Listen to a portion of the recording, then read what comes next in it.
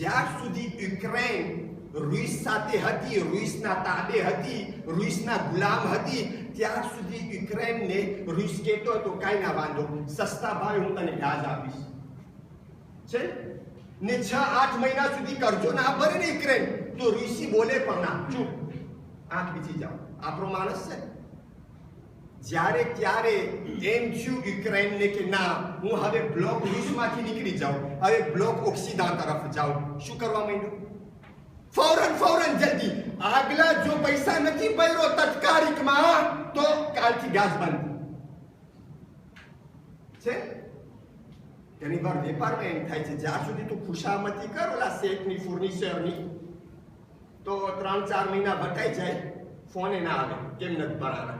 પણ જ્યારે ત્યારે એને ખબર પડી કે તું હવે એની સિયાસતના કોંત્ર ઉભો રહ્યો છે, જલ્દી હમણાં ભર.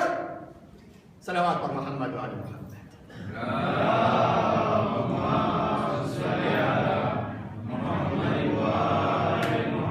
હકીકત છે ને, હકીકત આપણે તો જો અહીંયા હુસૈનિયત બતાવે છે. હુસૈનિયત નામ કેનું છે? આઝાદ ઇન્સાનનો, ગુલામ ઇન્સાનનો નામ. મારા શબ્દો નથી, મૌલા સૈયદ શુહદા અબી અબ્દુલ્લાહ બિન હુસૈન અલૈહિ સલામ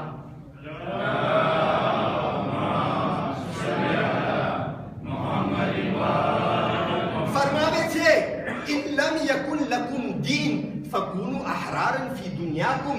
અગર જો તમારા પાસે ધર્મ ના હોય, કેને કહે છે ખબર છે? યઝીદીઓને.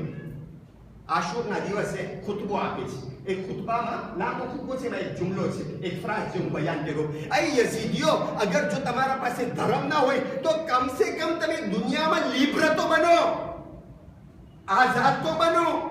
કઈ ફેસલો કરો તો તમારા પોતાના મગજથી તો ફેસલો કરો. શા માટે તમે ઉબૈદુલ્લાહ ઇબ્ન ઝિયાદનો હુકમ વાંચો છો પછી કઈ એક્ઝિક્યુટ કરો છો? તમારા પાસે શું મગજ નથી કે હુસૈનને મરાવાય કે ના મરાવાય, રસૂલના નવાસાને કત્લ કરાવાય કે ના કરાવાય? તમારું બીજું ક્યાં ગયું?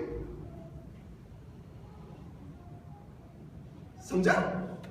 ઇન્સાન ગુલામીમાંથી નીકળે, બહુ ખતરનાક ચીજ છે. ગુલામી ઇન્સાનને એવી ચીજમાં ફસાવી નાખે. જુઓ આશુરામાં કેવી રીતના યઝીદીઓ ફસાઈ ગયા. ઉમર સાદ, ઉબૈદુલ્લાહ ઇબ્ન ઝિયાદ અને યઝીદના હુકમના કારણે, કારણ કે એ લોકો આ લોકોના ગુલામ હતા. પછી ગુલામી જેવી હોય, પોલિટિક ગુલામી હોય, ઇકોનોમિક ગુલામી હોય, કલ્ચરલ ગુલામી હોય કે ઇડિયોલોજી ગુલામી હોય, બધી ગુલામી સરખી, બધી ગુલામી સરખી.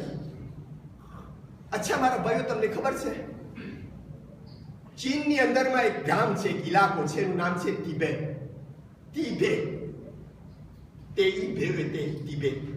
એટલે જે છોકરાઓ ભણે છે ને એ લોકોને જીઓગ્રાફી પણ ઇન્શાઅલ્લાહ અહીંયા મળી જશે મેમ્બરમાંથી. અને જે તિબેટના રહેવાસી છે ને કહેવાય તિબેટિયન અથવા તિબેટિયન છે ને, કેના હાથે છે? ચીનના હેઠળ છે ને. અચ્છા, હવે આ ગામ, આ ઇલાકો રેવાંધિકે કરે છે ઘણા ધ્રુવા કે અમને ઓટોનોમી ખપે છે, અમારો આ ધ્રુવા નથી, અમારો આ ધ્રુવા નથી, છે ને. અચ્છા, એ તિબેટિયનો મોટો છે, મુઆન છે, એનું નામ છે દલાઈ લામા, છે ને, દલાઈ લામા. આખી દેશ ફરે છે. તમે સાંભળશો અમેરિક ગયો, ફ્રાન્સ ગયો. શા માટે? વાંકરે રેવાંધિકે કરે છે કે મારી વસ્તીનો ધ્રુવા શું છે, કેવી રીતના મારો ધ્રુવા ઘસપ થાય છે, મારી વસ્તીનો ધ્રુવા ઘસપ થાય છે. એટલે માણસો બીજા દેશવાળા એને એન્વિતે કરે. અચ્છા, જે લોકો એન્વિતે કરે એને ચીન છે કડવી નજરથી જોઈએ. કેમ આને એન્વિતે કરે છે? કારણ કે ચીનને ગમે ના કે દલાઈ લામા ક્યાંય જાય, ના ગમે છે, એની બેઇજ્જતી છે. અચ્છા, હવે હું તમને એક વાત કહું, જેટલા ચીનના ગુલામ છે, ખબર છે ને, ચીન બીજાને પૈસા આપે છે, સુબવેશન આપે છે, ઘણા પ્રોજેક્ટ રિયાલિઝ કરવાના હોય. જેટલા ચીનના ગુલામ દેશ છે એ લોકો કોઈ દિવસ દલાઈ લામાને ઇન્વિટેશન નહીં આપે. શા માટે? અગર દલાઈ લામાને ઇન્વિટેશન આપ્યા એટલે ચીન એના સુબવેશન બંધ કરી નાખશે. આનું નામ છે ગુલામી. આ છે ગુલામી. મોમિનો, એ માટે ઇસ્લામ કહે છે કે પગભર થા, ગુલામીમાંથી નીકળી જા. આ છે ધર્મ, આ છે કામયાબી, આ છે હુસૈનિયત, આ છે મૌલા અમીરુલ મોમિનીનનો. તું ખુદ પગભર થા. આ દુનિયાની અંદરમાં, સમજો? એ માટે કહે છે કે કમા, હલાલ રોજી કમા, કમા, સમજો? ઇસ્લામ બહાર દે છે તને કે તું કમા. અને બહુ જાજી વાત છે કે અલ-ઝિના, પૈસો, દૌલત, રિશેષ જે છે એ દીન માટે બહુ કામ આવે છે. તું કમા. સાચી વાત છે. શરીયતમાં કમાવું હરામ નથી, બહુ ભાર દેવામાં આવે છે. મુસ્તહબ છે, મુસ્તહબ મુઅક્કદ કે ઇન્સાન વેપાર કરે. એ માટે ભાઈ તમે કોઈ વાર સાંભળ્યા છે 1,24,000 નબી વટાણા. નબી તમે જોયા છે કોઈ બેઠા બેઠા ખાધા હોય? હા, જાઓ તમે દાસ્તાન ખોલો કે બેઠા બેઠા ખુમસા આવતો તો એટલે જમી લીધા, કે ઝકાત આવતો તો ખાઈ લીધા. ના ના ના, ખાઈ શકતા હતા, એ લોકોનો હક હતો, ખાઈ શકતા હતા. પણ આપણને બતાવ્યા કે ભાઈ હું નબી હોવા છતાં પણ કામ કરું છું, કામ કરું છું. હા, શું કામ કરતા હતા? આજે બપોરના મૌલાને બતાવ્યા કે ઇબ્રાહિમ નબી બકરીઓ ચારતા હતા. બકરી શરમ નથી? માંગવું શરમ છે ને કામ કરવું શરમ નથી? બકરી. નબી, ઉલુલ અઝ્મ પૈગંબર બેઠે બેઠે ખાઈ શકતા હતા, એના ફિદેલ હતા. એ લોકો હરોજના સવારના જો પૈસા ભેગા કરે એના માટે, તો આ બાદ બેઠે બેઠે ખાઈ શકે છે ને? છતાં પણ આપણને દર્શ આપતા હતા કે ના, આ ધર્મ બેઠે બેઠે ખાવાનો ધર્મ નથી. કામ કર, કામ કર. નબીઓ કામ કરતા હતા. ઇમામોની વાત તમે પૂછો, છઠ્ઠા ઇમામ હોય, મૌલાએ કાયનાત શું કરતા હતા? કુવાઓ ખોદતા હતા. કુવા, કુવા. માણસો પાસે આવે, ભાઈ તમને કુવો ખોદવું છે, હું ખોદી દઈશ, અને એની ઉજરત લેતા હતા. કામ કરતા હતા. આપણા છેલ્લા નબી, બહેતરીન નબી હઝરત મોહમ્મદ મુસ્તફા સલ્લલ્લાહુ અલૈહિ વસલ્લમ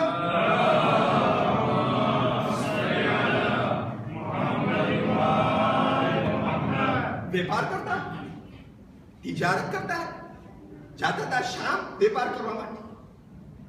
એ માટે જેથી જો જમાનો છે પાંચમા ઇમામ, ઇમામે મોહમ્મદ બાકર અલૈહિ સલાતુ વસ્સલામ.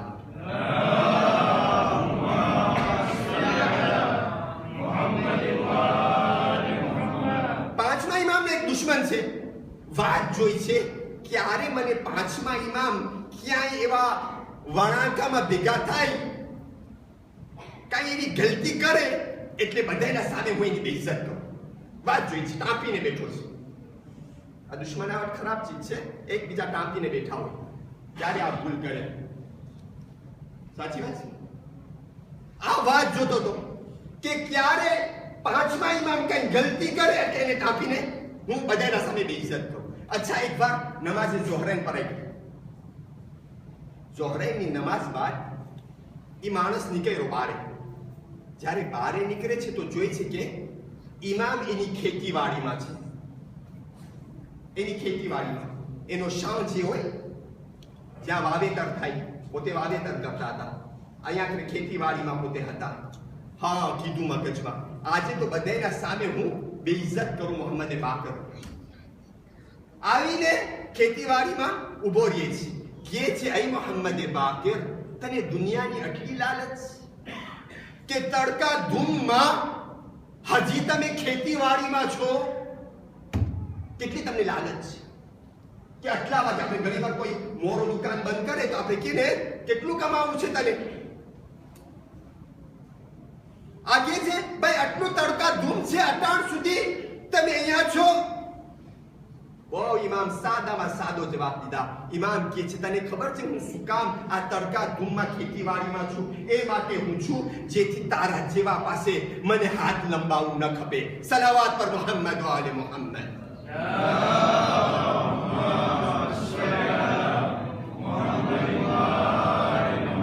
જેથી મને તારા પાસે હાથ લંબાવવું ન ખપે. આ છે ધર્મ. કમાવો અને દુનિયાથી કમાઈ આખિરતને હાસિલ કરો. આ છે મકસદ છે ને? જેટલી ચીજ તમારા પાસે હોય ને એની લગામ તમારા હાથમાં હોવી ખપે. ઇસ્લામ નથી કીધું કે તમે કમાવો ના કમાવો, પણ જે ચીજ તમારા પાસે હોય ને એની લગામ તમે ચાલો. એવું ના થાય કે તમારી લગામ પોતે ચાલે. બે ફરક ચીજ છે. એક માણસ પાસે પૈસો છે, પોતે પૈસાનો માલિક છે, એટલે કે પૈસાની લગામ એના હાથમાં છે. એક કોઈના પોતા પાસે પૈસો છે પણ પૈસા પાસે એની લગામ છે. ફરક છે. ઇમામ શું કહે છે? નશા જાતે જાતના હોય છે. નશા ઇવરેસ પણ તમે એમ ના સમજો કે દારૂ પીએ શરાબ પીએ તો જ ઇન્સાન ઇવર બને. ના, ઘણી જાતની ઇવરેસ, જાતે જાતના નશા છે. પહેલો નશો છે કુર્સીનો નશો.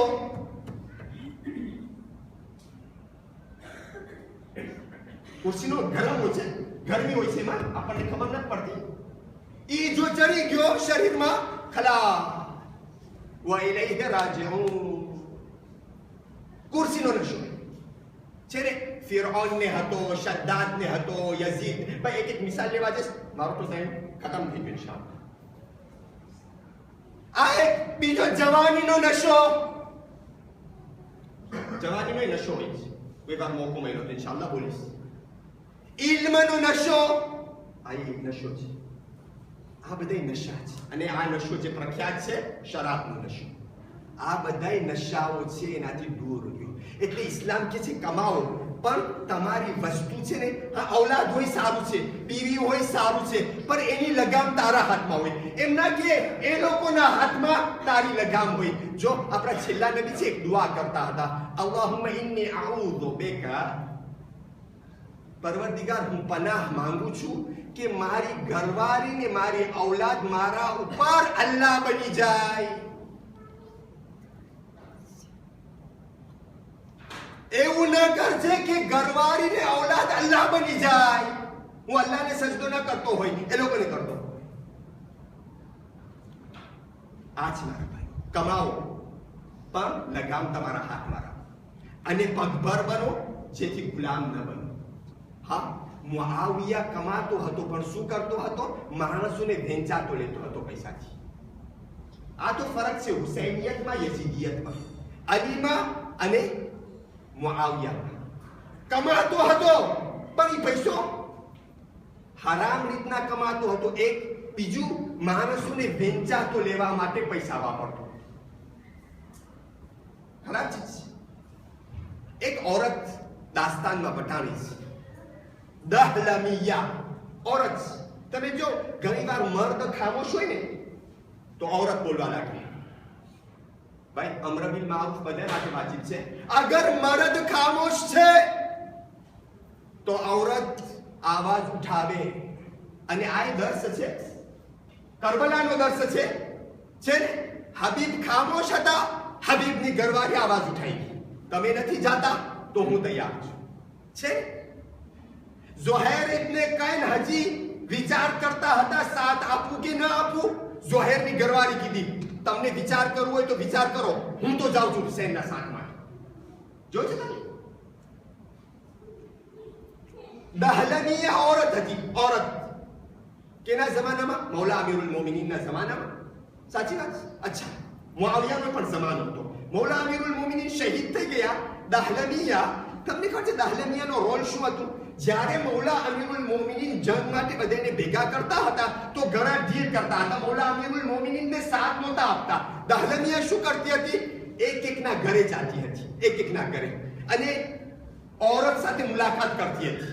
અને औरतને સમજાવતી હતી કે ભલા તમારી ઔલાદને મોકલો અલીને સાથ આપવા માટે. જો તમે દહલમિયા શું કરતી હતી? સેન્સિબિલિઝે કરતી હતી औरतોને કે એ લોકોની ઔલાદને મોકલે અમીરુલ મોમિનીનના સાથ માટે. અને ખુદ એના પાસે 4 ઔલાદ હતી, ચારે ચાર મૌલા અમીરુલ મોમિનીન સાથે શહીદ થઈ ગઈ.